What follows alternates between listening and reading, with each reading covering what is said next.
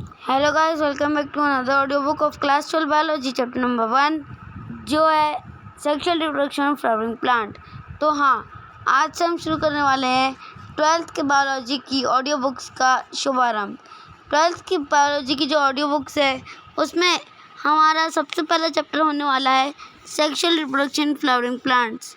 इसके पहले class 11th के कई चैप्टर्स की ऑडियो बुक जिसमें प्लांट किंगडम, फिर biological classification, morphology, structural organisation, animal, cell unit of life और ह्यूमन फिजियोलॉजी में breathing, exchange of gases, body fluids and circulation डाल दिए गए हैं। वो audio book class 11 audio book की प्लेलिस्ट में जाकर आप चेक कर सकते हो।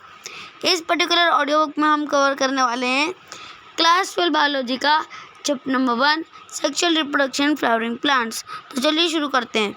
इसमें ज़्यादा से ज़्यादा पार्ट जो है मैं कवर कराने की कोशिश करूँगा क्योंकि ये चैप्टर छोटा है कंपैरेटिवली दूसरे चैप्टर से, तो इसमें ज़्यादा टाइम नहीं लगेगा।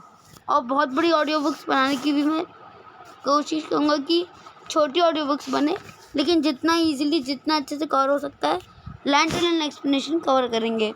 तो चलिए स्टार्ट करते हैं। सबसे पहले सेक्सुअल रिप्रोडक्शन फ्लावरिंग प्लांट्स में हम पढ़ने के वाले हैं जितने भी फ्लावरिंग प्लांट्स होते हैं वो पेड़ जो या वो पौधे जो फूल उत्पादन करते हैं, फूल का उत्पादन करते हैं, उन्हें फ्लावरिंग प्लांट्स कहते हैं। और ऐसे प्लांट्स को एंजियोस्पर्म्स कहा जाता है, जबकि जिम्नोस्पर्म्स वो प्लांट्स होते हैं जिनमें फ्लावर नहीं उगते। उनमें मोड ऑफ सेक्सुअल रिप्रोडक्शन अलग तरीके से होता है, यानी कि फ्लावर एक प्लांट के लिए जो फ्लावर है वो उसका रिप्रोडक्टिव ऑर्गन है क्योंकि उसी के अंदर मेल और फीमेल पार्ट प्रेजेंट होता है। अब इसके एनसीईआरटी की लाइन टू लाइन रीडिंग शुरू करते हैं। Are we not lucky that plant reproduce sexually? The myriads of flowers that we enjoy, gazing at the scent and the perfume that we swan over, rich color that attract us are all there and aid to sexual reproduction. क्या हम कुछ भी सोचते हैं कि plant sexually reproduce करते हैं? जितने भी फ्लावर्स हम देखते हैं, जो गेजिंग करते हैं, एंजॉय करते हैं, मैरिड्स, सेंट्स जो हम लगाते हैं, परफ्यूम जो हम लगाते हैं एकदम अच्छे से अपने ऊपर, जो रिच कलर्स हमें दिखाई देते हैं फ्लावर में, जो हमें अट्रैक्ट करते हैं, क्या ये सब एक एड नहीं है सेक्सुअल रिप्रोडक्शन के लिए? Flower do not exist only for us to be use for our own selfishness. Flower सब हमारे खुद के सेल्फिशनेस के लिए यूज़ नहीं किया जा सकता। All flowering plant show sexual reproduction. सारे flowering plants sexual reproduction show करते हैं। Look at the diversity of structure of the inflorescence. Flower and floral part show us an amazing range of adaptation to ensure formation of end product of sexual reproduction. इन structures की diversity को देखो, inflorescence की, एक flower और उसके floral parts की, जो अमेजिंग रेंज और अडेप्टेशन को शो करते हैं और सेक्सुअल रिप्रोडक्शन के जो एंड प्रोडक्ट्स है उनका फॉर्मेशन करते हैं जो कि फ्रूट और सीड होते हैं। In this chapter let us understand morphology, structure and process of sexual reproduction in flowering plants angiosperm. चलो इस चैप्टर में हम मॉर्फोलॉजी, स्ट्रक्चर और सेक्सुअल रिप्रोडक्शन का प्रोसेस फ्लावरिंग प्लांट्स जिन्हें एंजियोस्पर्म कहते हैं उसमें समझते हैं। 2.1 flower a fascinating organ of angiosperm. देखो, जितने फ्लावरिंग प्लांट्स होते हैं उनको एंजियोस्पर्म कहते हैं, जबकि वो प्लांट्स जिनमें फ्लावर नहीं होते उनको जिम्नोस्पर्म्स कहते हैं। Human being have had an intimate relationship with flower since time immemorial. बहुत लंबे समय से हमारा ह्यूमन बींग्स का फ्लावर के साथ एक बहुत गहरा रिलेशनशिप है। फ्लावर और object of aesthetic, ornamental, social, religious and cultural value. They have always been used as symbol for conveying important human feelings such as love, affection, happiness, grief and mourning. Flower हमारे लिए बहुत सदियों से जो है एक time immemorial से important functioning करते आ रहे हैं। जैसे ये हमारे लिए ऑर्नामेंटल की तरह, एस्थेटिक की तरह, सोशली, रिलीजियस चीज़ों में, कल्चरल वैल्यू में बहुत इंपॉर्टेंस रखते हैं। भाई ऑब्वियस सी बात है, अगर भगवान को फूल चढ़ाना होता है तो अपन फूल की माला बनाते हैं। अगर शादी बारात में अपन फूल के देखो पूरे जो है धागे वागे बनवाते हैं, या पूजा पाठ में भी अपन फूल के धागे वागे बनवाते हैं। ऑर्नामेंटल की तरह फूल के जो बने हुए आते हैं, हाथ में पहनने वाले, गले में पहनने वाले, ये भी बनवाते हैं। उसके अलावा happiness, love, affection, grief, morning, है ना, ये सारे जो इमोशंस होते हैं इनको भी अपन फ्लावर के ज़रिए एक्सप्रेस करते हैं। List at least 5 flower of ornamental value that are commonly cultivated. अब ऐसे 5 फ्लावर बताओ जिनका ऑर्नामेंटल वैल्यू है और जो कल्टीवेट किए जाते हैं इन होम्स एंड गार्डन्स, घर और गार्डन में. Find out the name of 5 flower that are used in social and cultural celebration in your family. To a biologist, flowers are morphological and embryological marvel and the site of sexual reproduction. एक biologist के लिए flower morphological और embryological Marvels हैं जो कि sexual reproduction का site हमें मतलब फ्लावर प्रोवाइड करता है इन प्लांट के लिए. In class 11th you have read the various part of flower. Figure 2.1 will help you recall part of a typical flower. अब देखो क्लास 11th में मॉर्फोलॉजी वाला जो चैप्टर पढ़ा था ये उसी की बात कर रहे हैं जिसमें अपन ने anther, filament, स्टेमन, stigma, style, ovary, ovule, filament, sepal, ovary, ठीक है, पेटल, इन सब का हमें पढ़ रखा है. Can you name 2 part of in flower in which 2 most important unit of sexual reproduction develop. अब तुम 2 पार्ट बताओ ऐसे फ्लावर के जहाँ पे most important unit of sexual reproduction develop होते हैं. 2.2 Pre-fertilization structures and event. Much before actual flower is seen on a plant, the decision that the plant is going to flower has taken place. जब हमें एक plant में आज की date में मान लो फ्लावर दिखता है तो उसके बारे में ये डिसीजन कि प्लांट एक फ्लावर को पैदा करेगा बहुत पहले ले लिया जा चुका रहता है.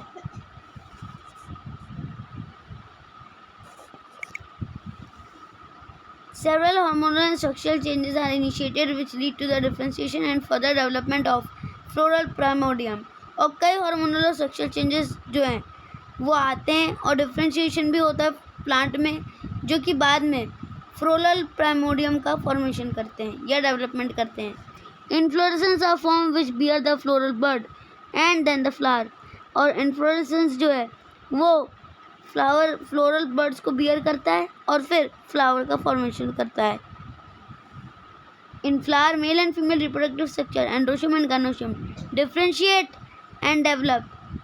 जो फ्लावर है उसमें मेल पार्ट को एंड्रोशियम, फीमेल पार्ट को गाइनोशियम कहते हैं जो कि अलग अलग जगहों पे फ्लावर में जो है डेवलप होते हैं. एंड्रोशियम और गाइनोशियम के एब्सेंस या प्रेजेंस के ऊपर हम इन्हें 2 टाइप में बांट सकते हैं फ्लावर को, बायसेक्सुअल और यूनिसेक्सुअल. बायसेक्सुअल फ्लावर वो होते हैं जिनमें मेल और फीमेल पार्ट दोनों एक ही फ्लावर में प्रेजेंट होते हैं. लेकिन यूनिसेक्सुअल फ्लावर वो होते हैं जिनमें या तो मेल पार्ट होगा या तो फीमेल पार्ट होगा लेकिन दोनों एग्जिस्ट नहीं करेंगे. हम यहाँ पे बायसेक्सुअल फ्लावर के बारे में बात करने वाले हैं जिसमें मेल और फीमेल दोनों पार्ट होते हैं ना, एंड्रोशियम और गाइनोशियम दोनों होते हैं. You would recollect that androecium consist of wall of स्टेमन representing male reproductive organ and gynoecium represent female reproductive organ.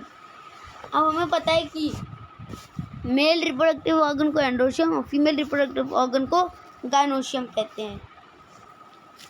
Figure 2.2 अब बात करते हैं 2.2.1 स्टेमन, माइक्रोस्पोरेंजियम एंड पोलन ग्रेन्स की.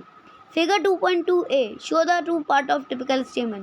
Long slender stalk called filament and terminal generally bilobed structure called anther.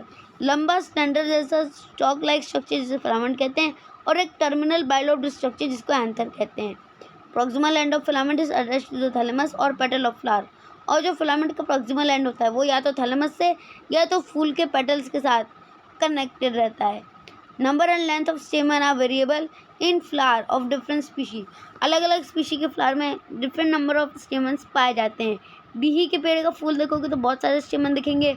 Lily का फूल देखोगे तो 3 या 4 स्टेमन दिखेंगे.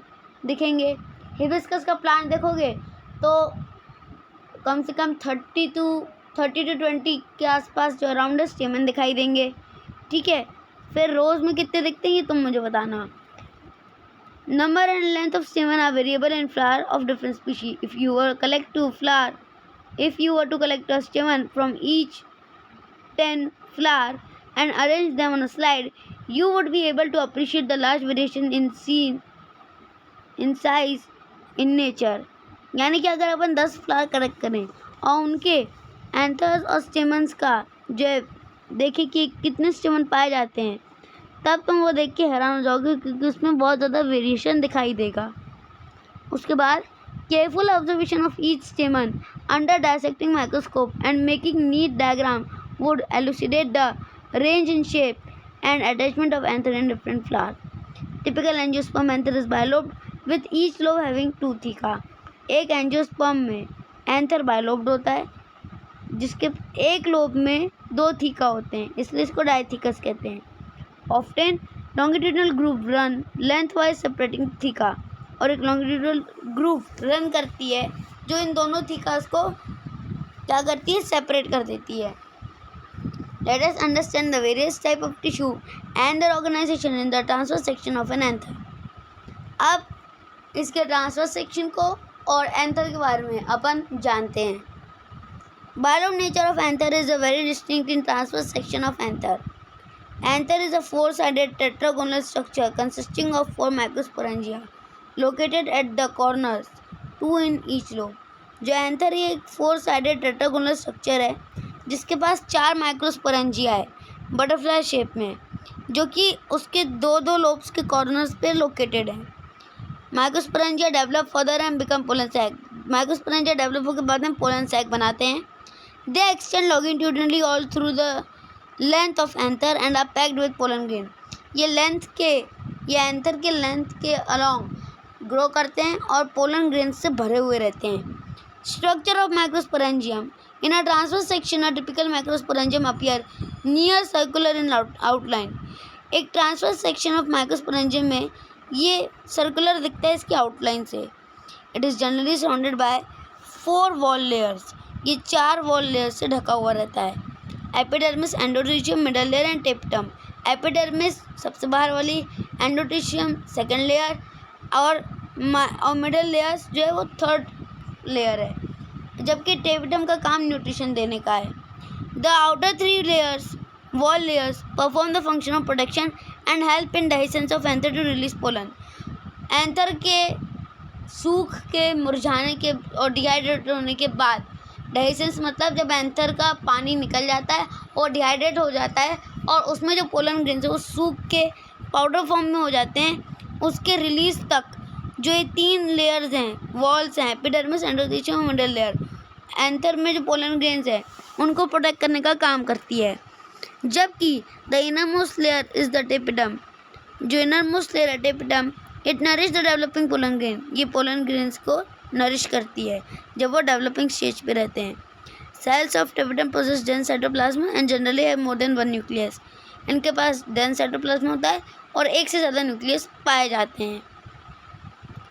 Can you think of how tepital cell could become binucleate? When the anther is young, group of compactly arranged homogeneous cell called sporogenous tissue occupy center of each microsporangium. जब anther young होता है तब compactly arrange homogeneous cell का group, जिसे sporogenous tissue कहते हैं, ये हर microsporangium के एक कॉर्नर में जगह ले लेता है.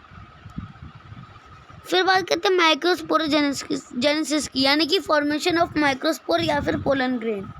As the anther develop, cell of sporogenous tissue undergo meiotic division to form microspore tetrad. जब एंथर डेवलप हो रहा रहता है तब sporogenous tissue meiotic division undergo करते हैं और माइक्रोस्पोर टेट्राड का फॉर्मेशन करते हैं. Microspore tetrad. As each cell of sporogenous tissue is capable of giving rise to microspore tetrad, each one is a potential pollen और microspore mother cell. अब क्योंकि हर sporogenous tissue एक पोलन ग्रेन को या microspore tetrad को give rise करने में capable रहता है, इसलिए इसे पोलन मदर सेल या फिर इसे माइक्रोस्पोर मदर सेल भी कहा जाता है. Process of formation of microspore from pollen mother cell through meiosis is called microsporogenesis. और पोलन मदर सेल से पोलन ग्रेन्स के फॉर्मेशन का प्रोसेस माइक्रोस्पोरोजेनेसिस कहलाता है, जो कि मियोसिस के जरिए होता है. The microspore as they are formed are arranged in cluster of 4 cell, the microspore tetrad. और जैसे ही माइक्रोस्पोर बन जाते हैं ये क्लस्टर ऑफ 4 सेल्स में अरेंज हो जाते हैं जो माइक्रोस्पोर टेट्राड बनाते हैं. As the anther mature and dehydrate, microspore dissociate from each other and develop into pollen grain. और जैसे ही माइक्रोस्पोर जो एंथर मैच्योर उनके बाद डिहाइड्रेट हो जाता है, ये माइक्रोस्पोर तब तक डिसोशिएट होके डेवलप होके पोलन ग्रेन्स बना देते हैं. Inside each microsporangium, several thousand of microspore or pollen grain are formed that are released with the dehiscence of anther. और जैसे ही एंथर का dehiscence होता है यानी कि वो सूख के कड़क हो जाता है, तब इसमें से जो पोलन ग्रेन्स है ये इजीली एयर या वाटर के एबायोटिक एजेंट्स के ज़रिए फैला दिए जाते हैं दूसरे फ्लावर्स के ऊपर जाने के लिए। पोलन ग्रेन, अब ये जो माइक्रोस्पोर डेवलप हो गया, माइक्रोस्पोर टेट्राड बनाया और मेल गमीन बना, उसको हम पोलन ग्रेन कहते हैं। अभी पोलन ग्रेन कैसा दिखता है और क्या होता है इसके बारे में जानते हैं। Pollen grain represent male gametophyte. If you touch the open anther of hibiscus or any other flower, you would find deposition of yellowish powdered pollen grain on your finger. Sprinkle these grain on drop of water taken on a glass slide and observe under microscope. अब एक flower लेना, hibiscus या lily वगैरह, उसके ऊपर जो white yellow colour का powdery substance दिखता है उसको अपनी उंगली में ले लेना, फिर उसको एक ग्लास स्लाइड के ऊपर थोड़ा सा वाटर डाल के उसमें डाल देना और उसको माइक्रोस्कोप के अंदर देखना, तो उनको बहुत beautiful form of pollen grains देखने को मिलेंगे। उनके स्ट्रक्चर और उनका जो शेप, साइज, कलर है ये बहुत ही ज़्यादा अलग तरीके का अमेज फीलिंग दिलाएगा। You will really be amazed at the variety of architecture, size, shape, colour, design seen on pollen grain from different species. Pollen grain है generally spherical, measuring about 25 to 50 micrometre in diameter. Pollen grain 25 से 50 micrometer के होते हैं diameter में। It has प्रोमिनिएंट 2-layer wall, इसकी 2 layer होती हैं, exine and intine. The hard outer layer called exine is made up of sporopollenin which is one of the most resistant organic material known. यह आज तक की पाई गई सबसे ज़्यादा रेजिस्टेंट और ऑर्गेनिक मटेरियल है। कौन? स्पोरोपोलिन, जिसको आज तक कोई भी डिस्ट्रॉय नहीं कर पाया। It can withstand high temperature and strong acids and alkali. No enzyme that degrades sporopollen is so far known. और ऐसा कोई enzyme, acid, alkali, high temperature, pressure हमारे स्पोरोपोलिन को डिस्ट्रॉय कर सके आज तक नहीं पाया गया। यही रीज़न है कि सालों बाद जब हमें पोलन ग्रेन्स मिलते हैं जो सॉइल के अंदर दबे हुए रहते हैं ड्यूरिंग द इवोल्यूशनरी पीरियड, वो हमें एज इट इज़ और सही सलामत दिखते हैं। भले ही वो उनकी वायबिलिटी कम हो गई हो या वो दोबारा से फ्लावर रिप्रोड्यूस कर पाए या ना कर पाए, लेकिन हमें दिखाई ज़रूर देती क्योंकि स्पोरोपोलिन कभी डिग्रेड नहीं हो सकती। Pollen grain exine has prominent aperture called jump pore where sporopollenin is absent. लेकिन इस लेयर की एक खराबी है कि ये जो स्पोरोपोलिन की लेयर है ये डिसकंटिन्यूस लेयर होती है, जिसके 2 गैप के बीच में जो 2 डिसकंटिन्यूस लेयर होती है उसके बीच में जो गैप होता है उसको जंप पोर कहते हैं, जहाँ पे स्पोरोपोलिन एब्सेंट होती है। Pollen grain are well preserved as fossil because presence of sporopollenin. Exine exhibit a fascinating array of pattern and design. What do you think? Exine should be hard. Why do you think exine should be hard? What is the function of जंप pore? अब इसका answer तुम बताओगे। The inner wall of pollen grain is called intine. अंदर के wall की बात करते हैं। अंदर की जो लेयर होती है एक पोलन ग्रेन की, उसको इंटाइन कहते हैं। It is a thin and continuous layer made up of cellulose and pectin. Cellulose और पेक्टिन की बनी हुई थिन और कंटिन्यूस लेयर होती है। Cytoplasm of pollen grain is surrounded by plasma membrane. और इसका जो साइटोप्लाज्मा होता है ये पोलन ग्रेन को सराउंड करता है। पोलन ग्रेन का जो साइटोप्लाज्मा है ये प्लाज्मा मेम्ब्रेन के द्वारा सराउंडेड रहता है। When pollen grain is mature, it contain 2 cells. और जब पोलन ग्रेन मैच्योर हो जाता है इसके पास 2 सेल होती हैं, वेजिटेटिव और generative. Vegetative cell is bigger, has abundant food reserve, large irregular shape nucleus. बड़ी होती है, अबंडेंट फूड रिजर्व मटेरियल से भरी हुई रहती है। इसका जो न्यूक्लियस है ये इरेगुलर शेप का होता है, क्योंकि ये जब तक फ्लावर का एंथर का पोलन ग्रेन जब तक जर्मिनेशन नहीं कर लेता, जर्मिनेशन बोल रहा हूँ, जब तक ये फर्टिलाइजेशन नहीं कर लेता तब तक उसको खाना पीना तो चाहिए ना। बिना खाना पिया खाए कैसे रहेगा? इसलिए वेजिटेटिव सेल उसको अबंडेंट फूड रिजर्व में से न्यूट्रिशन देती रहती है। और जबकि the generative cell is small and float in the cytoplasm of vegetative cell. Generative cell जो होता है वेजिटेटिव सेल के साइटोप्लाज्म में ही फ्लोट करता है। It is a spindle shape with dense cytoplasm nucleus. इसके पास एक डेंस साइटोप्लाज्म होता है और एक न्यूक्लियस होता है। In over 60% of angiosperm, pollen grain are shared at this two cell stage. कई बार जब पोलन ग्रेन एक वेजिटेटिव और एक जनरेटिव सेल यानी कि टू सेल स्टेज पा लेता है, वो जो है क्या करता है, ये शेड कर जाता है, यानी कि अभी फर्टिलाइजेशन के लिए रेडी हो जाता है। लेकिन कई बार in the remaining species generative cell divide mitotically to give rise to two male gamete before pollen grain are shade.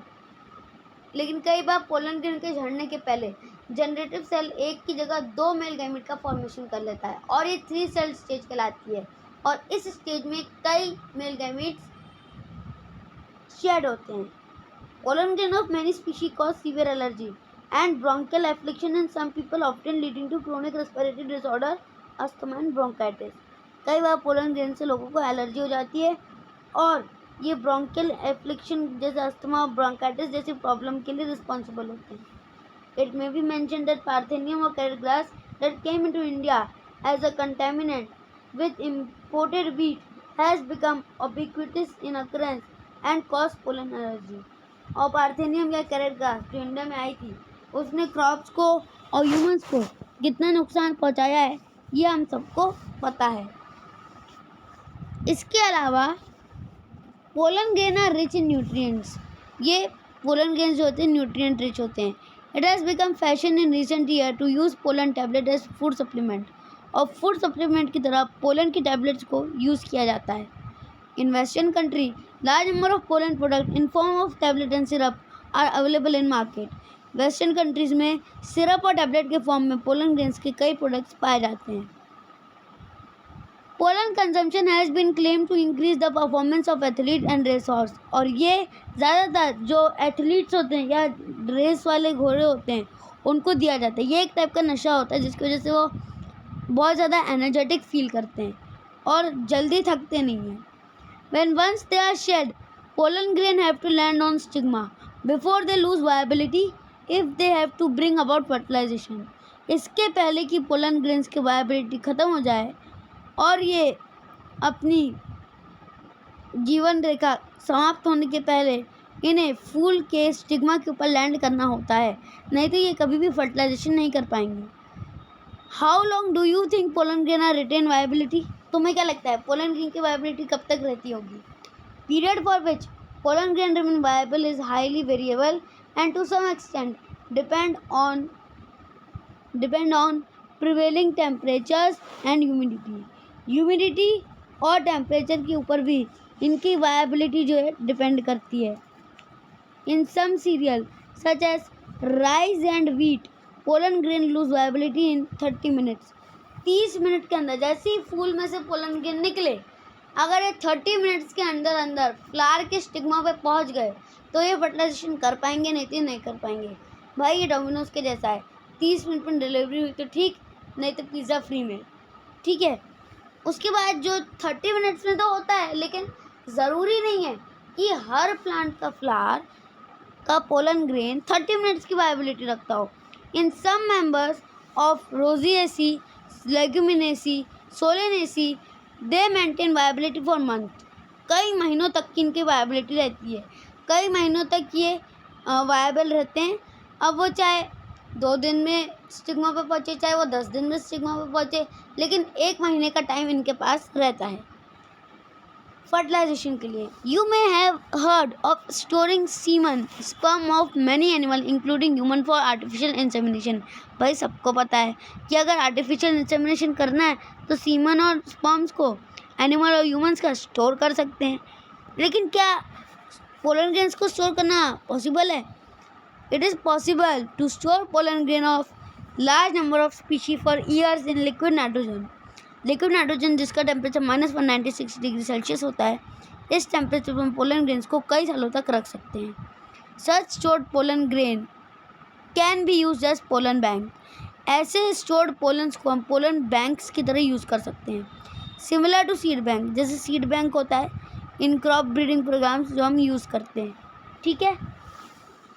तो इसी के साथ हमारा class 12 audio book 1 of chapter sexual reproduction flowering plants खत्म होती है। मिलते हैं ऑडियो बुक 2 में with new topic that is pistil megasporangium and embryo sac.